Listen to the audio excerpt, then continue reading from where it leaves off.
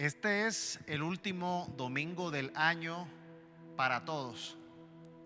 Un año que para todos ha sido atípico, que nos ha puesto en riesgo a todos, que nos ha llevado a la cuarentena, al confinamiento, a tener que limitarnos a todos. Y he estado buscando un sermón que nos involucrara a todos, que no dejara por fuera a ninguno, que fuera incluyente, para que nadie pueda decir que en este sermón no está incluido.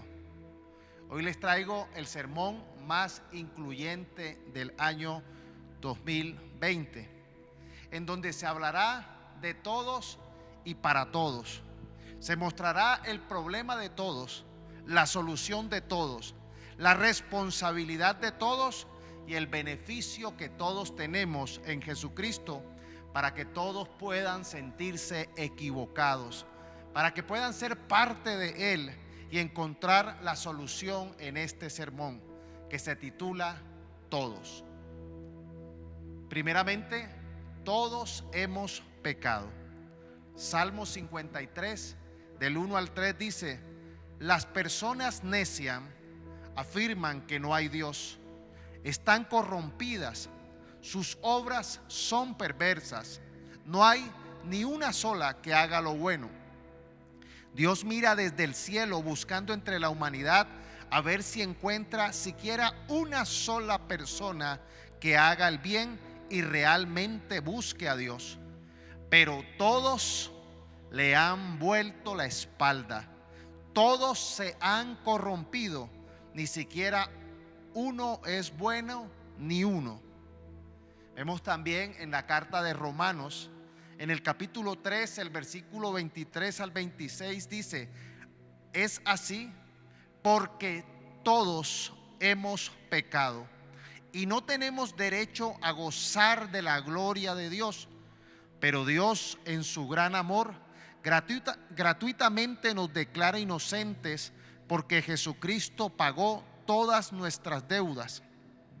Dios ofreció a Jesucristo como sacrificio por nuestros pecados. Cuando creemos esto, Dios nos perdona todos nuestros pecados pasados, pues nos tiene paciencia. De esa manera da a conocer su justicia y muestra que Él es justo y que nos hace justos por tener fe en Cristo Jesús. También la primera carta de Juan, el capítulo 1, del 8 al 10 dice: si afirmamos que no tenemos pecado, lo único que hacemos es engañarnos a nosotros mismos y no vivimos en la verdad. Pero si confesamos nuestros pecados a Dios, Él es fiel y justo para perdonarnos nuestros pecados y limpiarnos de toda maldad. Si afirmamos que no hemos pecado, llamamos a Dios mentiroso y demostramos que no hay lugar para su palabra en nuestro corazón. La primera característica que todos, absolutamente todos, estamos involucrados, inmersos en ello, es en el pecado. Todos vivimos en una naturaleza pecaminosa y ese pecado nos aleja de Dios y ese pecado nos impide poder tener una relación buena con Dios. Nos hace rebeldes. Nacemos con una naturaleza en oposición, en rebeldía a Dios. Y por eso, si hay una característica que nos involucra a todos, es que todos somos pecadores. Y por más esfuerzos que hagamos, por más intentos que humanamente podamos nosotros hacer por alcanzar una buena relación con Dios, nuestro pecado y nuestra naturaleza caída nos impide poder hacer la voluntad buena, agradable y perfecta. Nos impide acercarnos a Dios de manera correcta. Por eso, el segundo punto para todos es el Evangelio. Es absolutamente para todos esa buena noticia de parte de Dios, cuando Él ve que hay una incapacidad de parte nuestra para todos poder acercarnos a Él. Marcos capítulo 16, del 15 al 18 dice: entonces les dijo: vayan por todo el mundo y prediquen la buena noticia a todos. El que crea y sea bautizado será salvo, pero el que se niegue a creer será condenado. Estas señales milagrosas acompañarán a los que creen. Expulsarán demonios en mi nombre y hablarán nuevos idiomas. Podrán tomar serpientes en las manos sin que nada les pase, y si beben algo venenoso no les hará daño. Pondrán sus manos sobre los enfermos y ellos sanarán. Es importante que nosotros entendamos que debido a que todos teníamos o tenemos una incapacidad, que es la incapacidad del pecado, el Señor nos dio una buena noticia, la buena noticia del Evangelio de salvación. Y es una noticia en la cual Jesús envió a sus discípulos a que se predicara a todos. No es excluyentes, es para que todos puedan conocer esa buena noticia de salvación en Cristo. El Evangelio no es para algunos, no es solamente para la iglesia, no es para unos cuantos, es para todos según lo que dijo el propio Jesús. Lo tercero es que Cristo murió por todos. Algunos pretenden decir que murió por algunos, que murió solo por la iglesia, que murió por unos escogidos, pero Cristo murió por todos. Hebreos capítulo 2 versículo 9 dice: sin embargo, vemos a Jesús que fue hecho un poco inferior a los ángeles. Cuando vemos en Filipenses nos narra que Jesús se despojó de su forma de Dios y se hizo como uno de nosotros, inferior a los ángeles. Y lo vemos coronado de gloria y honra por haber padecido la muerte por nosotros. De esa forma, por la gracia de Dios, la muerte de Jesús fue de beneficio para todos. La muerte de Jesús es para todos. Aquel que crea, aquel que lo reciba, aquel que esté dispuesto a creer, recibirá el beneficio del Evangelio, que es la muerte de Cristo en la cruz, en la cual tomó nuestro lugar, sustituyó el lugar que nosotros merecíamos. Él hizo un intercambio y se puso Él, y al morir el justo en la cruz, todo aquel que en Él cree recibe entonces el perdón y la justificación de los pecados. Esa es la buena noticia por la cual podemos nosotros superar el problema que todos tenemos, el problema de que todos hemos pecado. Lo cuarto es que la invitación entonces es para todos. Isaías 55:1 dice: todos ustedes, los que tienen sed, vengan a las aguas, y ustedes, los que no tienen dinero, vengan y compren y coman. Vengan y compren vino y leche sin que tengan que pagar con dinero. Y esta palabra profética la vemos como esa misericordia gratuita que ofrece Dios para todos. En Apocalipsis 22:17 dice: el espíritu y la esposa dicen: ven. Que todos los que oyen esto digan: ven. Todos los que tengan sed, vengan. Todos aquellos que quieran, beban gratuitamente del agua de la vida. Jesús muchas veces se presentó como con esta figura, con la figura del alimento. Jesús dijo: yo soy el pan de vida. También dijo que Él era el agua, que el que bebiera del agua que Él daba no tendría sed jamás. Vemos que el Señor nos invita a que de manera gratuita, de manera voluntaria, podamos nosotros recibir ese regalo que Él nos da. Nos corresponde es venir, aceptarlo, recibirlo. Por eso es muy importante que entendamos que la invitación es para todo el que tenga sed, para todo el que necesite, el que anhele. Y recordamos que el reino de los cielos es de los pobres de espíritu, de aquellos que demuestran que tienen necesidad de Dios. Por eso tú y yo necesitamos ser conscientes del anhelo de recibir ese regalo, ese hermoso y valioso regalo de reconciliación para con Dios a través de Cristo.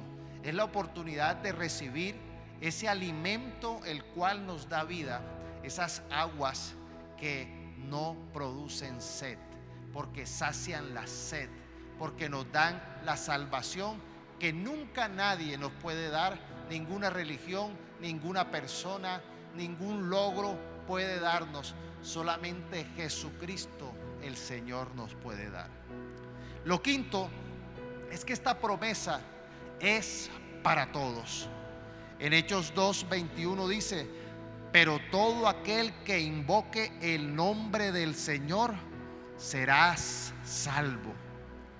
Igualmente Romanos 10 del 9 al 13 dice: si declaras abiertamente que Jesús es el Señor y crees en tu corazón que Dios lo levantó de los muertos, serás salvo.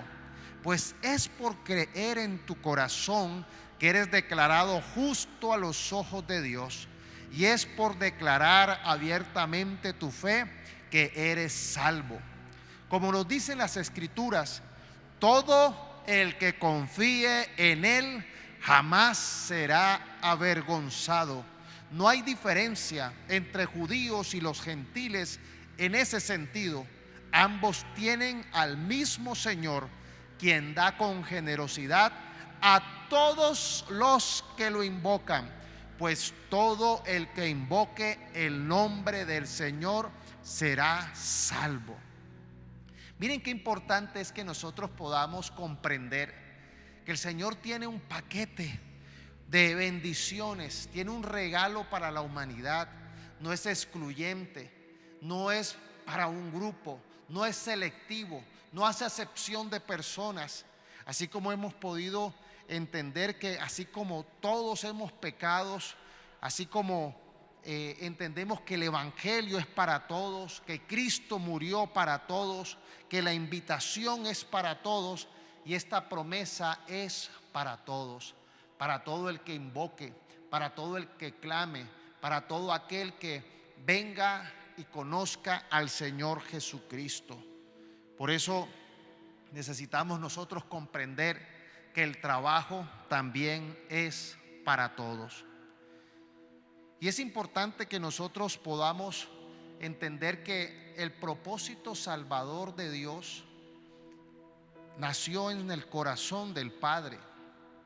Jesús lo llevó a cabo y fue obediente hasta la cruz. Allí sufrió el martirio, pero resucitó al tercer día. Y dejó a la iglesia para que testifique acerca de su verdad, para que la iglesia sea la columna y el baluarte de la verdad del Evangelio, del propósito de Dios que salva.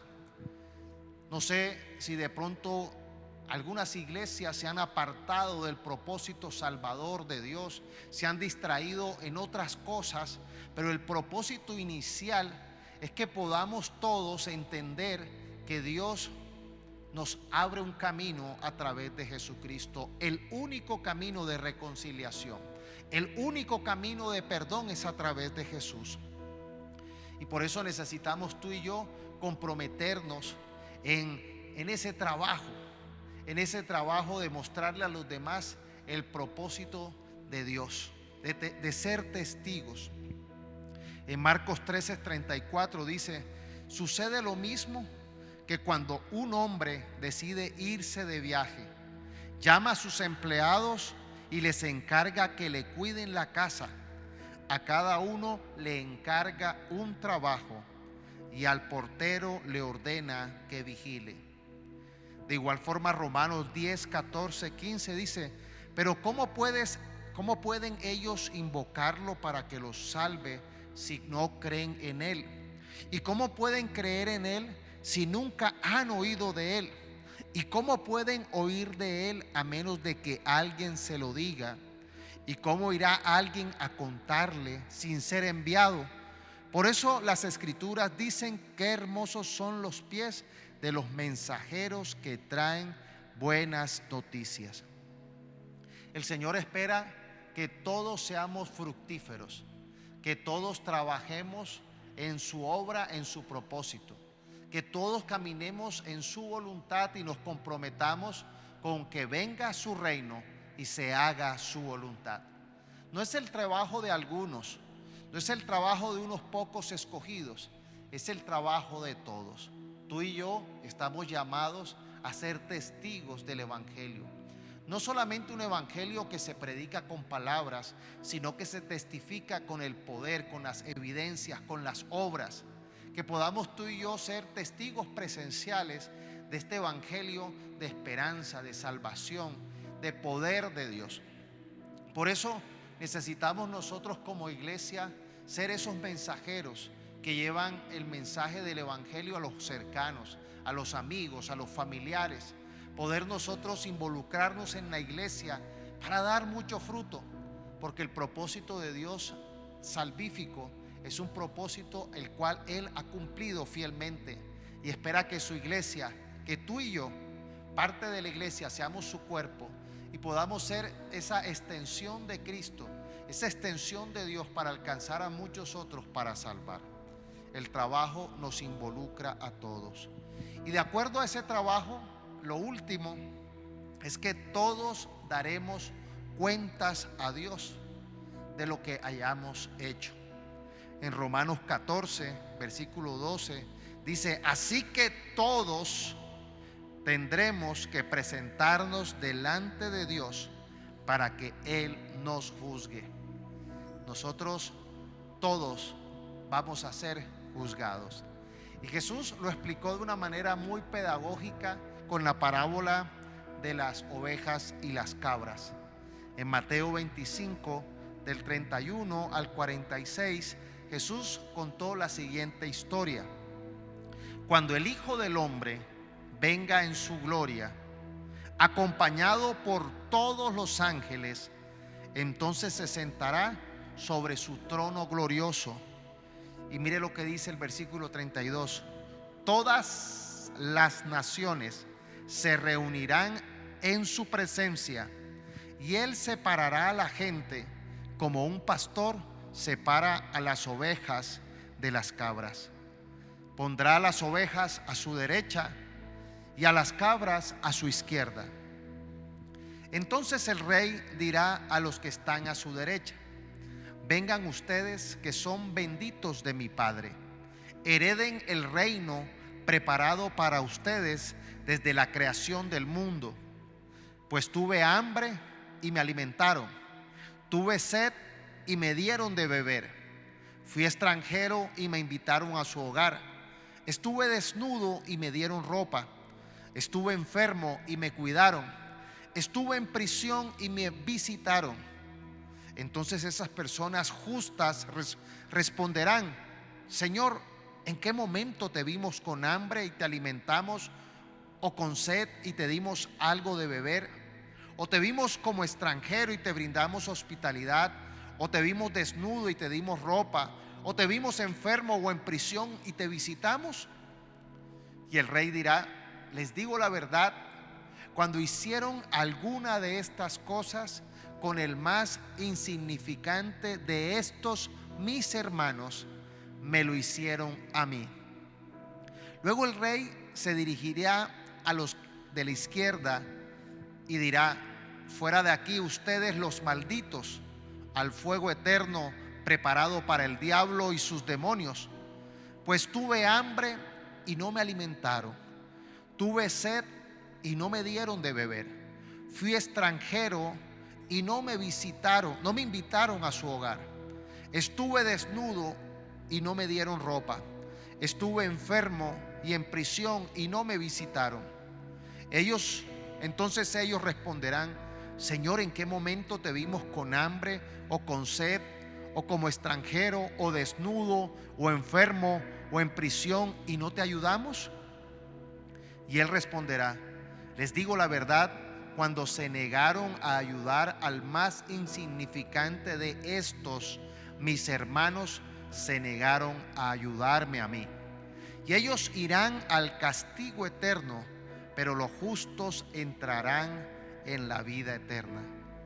Esto es un contraste bastante fuerte, porque vemos que todos serán juzgados, pero aquellas personas a las cuales Jesús llama cabras son aquellas que están envueltas en sus propios intereses egoístas y mezquinos.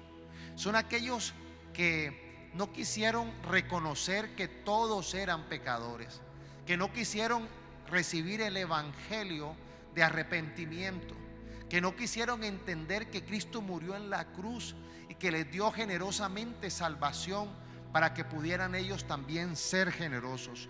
Son aquellos que se centraron solamente en sus negocios y placeres egoístas y mundanos. Son aquellos que no trabajaron por ser de bendición para los demás, por compartir este evangelio de misericordia, de favor, sino que se centraron solamente en el materialismo y en los propósitos de este mundo sin Dios. Siguieron la corriente de este mundo y se distrajeron solamente en sus caprichos, y por eso son llamados cabras. Recordamos que la palabra capricho es la raíz es capras, que viene de cabras. Son personas que no quisieron ser transformadas, son personas que no quisieron ser de ayuda, que no quisieron recibir y dar, sino que solamente se quedaron con recibir los placeres y los beneficios para ellos. No se preocuparon por ayudar y sus vidas fueron motivadas simplemente por el desamor y por el egoísmo y la avaricia. El fin de estas personas es que tendrán el mismo fin a quien se parecen, a su padre el diablo, que es arrogante, que es egoísta y que solamente busca su propio beneficio, orgulloso y egolátrico. Serán llevados al infierno. Pero aquellos que sí entrarán en el reino de Dios son aquellos que se parecen a Cristo, son aquellos que en sus corazones y en sus obras reflejan a Jesús. Por eso nosotros nos llamamos cristianos, porque somos discípulos de Jesús, queremos parecernos a Jesús. Y Jesús dijo: aprendan de mí, que soy manso y humilde de corazón. Jesús dijo: yo no vine a ser servido, sino a servir y a dar mi vida en rescate por muchos. Y aquí nosotros necesitamos aprender a reflejar a Cristo. Y solamente si reflejamos a Cristo teniendo misericordia con los hermanos más pequeños, con aquellos que necesitan, con aquellos que anhelan, con aquellos que buscan, y nosotros podemos ser esa mano que actúa como cuerpo de Cristo, realmente podemos entonces ser aquellos que podemos dar un resultado fructíferos. Qué bueno que podamos nosotros entender que Dios quiere involucrarnos, que Dios quiere que todos formen parte. El propósito de Dios es que todos se salven, no que perezcan, pero es la decisión la que tú debes tomar. Cada uno de nosotros asume una decisión, asume una responsabilidad. Todos somos responsables de la posición que tomamos frente al evangelio. Algunos para salvación cuando lo aceptamos y otros de condenación cuando lo rechazan. Por eso debe ser nuestro anhelo poder ser personas que sirven para que muchos puedan ser alcanzados, para que todos los de nuestra casa puedan ser alcanzados. Anhelamos realmente poder ser fructíferos y que esta iglesia sea una iglesia que disfrute de su favor, disfrute de su misericordia, disfrute de la experimentación del poder y de la obra de su bondad, de su misericordia y de su evangelio. Estamos pasando tiempos difíciles, estamos en tiempos de pandemias, todos hemos sido afectados en el mundo, ninguno se ha salvado, todos han sido amenazados por estas circunstancias que han afectado la salud, que han afectado la economía, la tranquilidad, la libre movilización. Realmente ahora estamos virtualmente porque los picos en la ciudad se han elevado y queremos realmente proteger a las familias de la iglesia, pero no queremos dejar de entender que Dios tiene un propósito con todo lo que está sucediendo. Y es que podamos entender realmente que Él tiene propósitos más grandes que las circunstancias que estamos viviendo. Y Dios quiere salvarnos, Dios quiere que seamos útiles, Dios quiere que podamos nosotros enfocarnos en el propósito salvador, para que todos podamos alcanzar y experimentar ese favor salvífico de Dios. Si tú quieres recibir ese propósito salvador, acepta a Jesucristo. Reconoce que Jesús murió en la cruz para salvarte. Reconoce que Jesús es el Hijo de Dios, que es tu Salvador, que tomó el lugar de la cruz sin merecerlo, lo hizo para salvarnos. Y si tú lo recibes y si tú lo declaras abiertamente y crees en el acto salvífico que Jesús hizo en la cruz, serás salvo. Repite conmigo esta oración. Yo confieso con mi boca, creyendo en mi corazón, que tú, Jesús, eres mi Señor y mi Salvador, que tomaste mi lugar muriendo en la cruz y allí me perdonaste y me diste la salvación, me libraste de toda condenación. Te pido, Señor Jesús, que perdones todos mis pecados, que anotes mi nombre en el libro de la vida y me regales la salvación.